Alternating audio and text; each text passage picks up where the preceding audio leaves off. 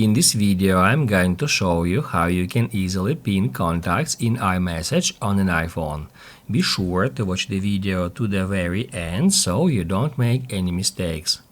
Let's get started, guys, and first off we need to open up Messages app and then to pin any contact, any conversation to the top of this list. All we have to do is just long press on it and right here select pin. It will pin this conversation as a circle at the very top, and then we'll be able to enter that conversation by tapping right here at that circle. In the same way, we can pin several conversations just by doing the same steps.